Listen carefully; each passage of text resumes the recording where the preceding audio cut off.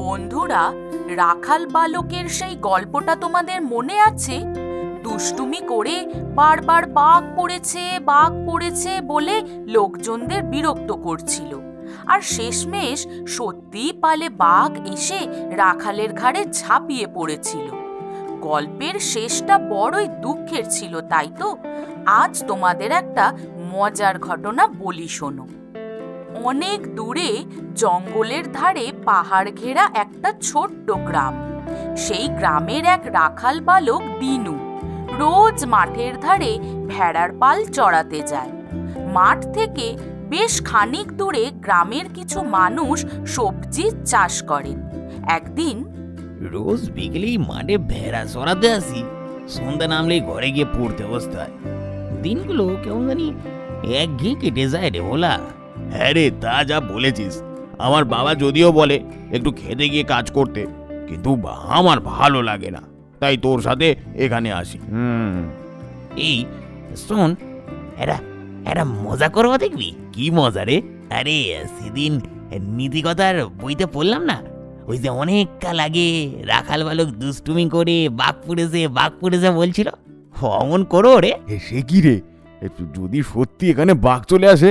না না, ওসব মজার দরকার নেই, আমার ভয় করে বাবু। ধুর, এখানে বাঘ থাকে নাকি? কিচ্ছু হবে না, দাঁড়া। বাঘ বাঘ বাঁচাও গো, ও বাবা, বাঘ এসেছে, বাঁচাও। এমন চিৎকার শুনে ক্ষেতের চাষিরা খুব ভয় পেয়ে গেল। লাঠি সোটা কাস্তে যে যা পেল তাই নিয়ে ছুটে এলো বাঘ তাড়াতে। কিন্তু কোথায় কি? এসে দেখলো দিনু দাঁত বের করে হাসছে আর বলছে, ও বাবা, খুব ভয় পেলে বুঝি? একটু মজা করছিলাম যে, এই ঠিক ওই গল্পের মতন করে দেখলাম তোমরা সত্যি আসো কিনা। ও বাবা, দেখোছো কেমন পাজি ছেলে। আমরা খেটে মরছি আর ও কিনা এখানে বসে রূপকথার গল্প দিচ্ছে। এই চলো সব, কত কাজ পড়ে। এই বলে দিনুর উপর সকলে গজ গজ করতে করতে ফিরে গেল।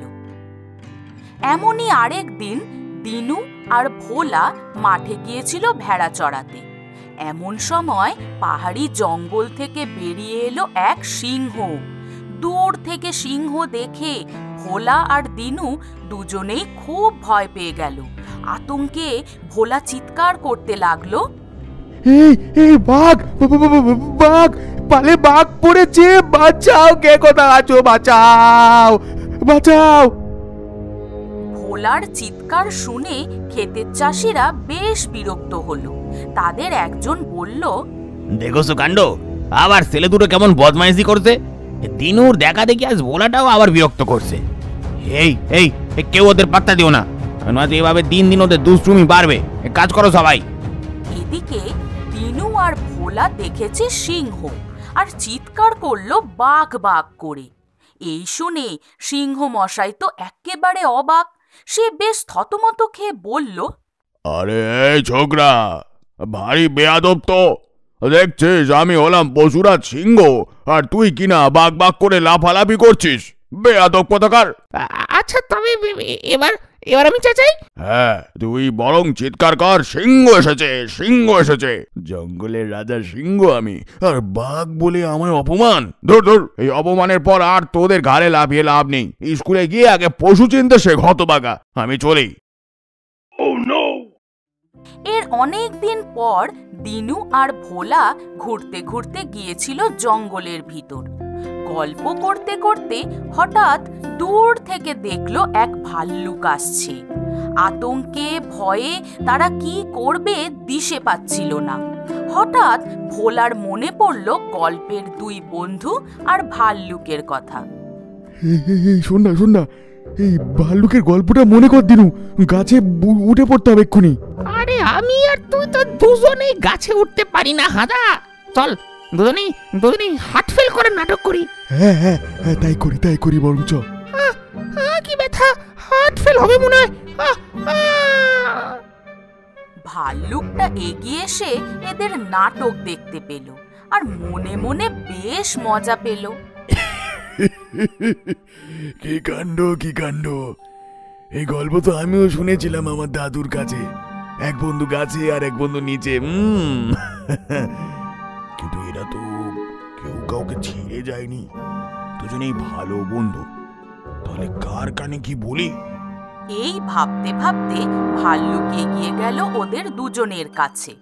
দুজনের কানেই ফিসফিস করে বলল, ওরে হতচ্ছাড়া, তোদের এই নাটক ধোপে টিকবে না রে।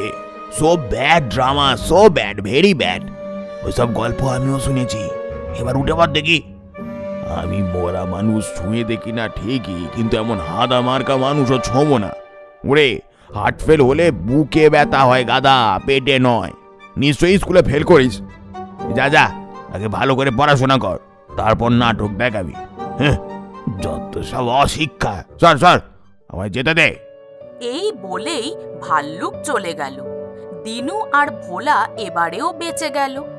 কিন্তু বন্ধুরা, এই গল্প শুনে তোমাদের মজা লাগলেও একটা কথা মনে রেখো, ভালো করে মন দিয়ে পড়াশোনা করতে হয়। জীবনের পথে এগিয়ে যেতে শিক্ষার বিকল্প কিছুই নেই।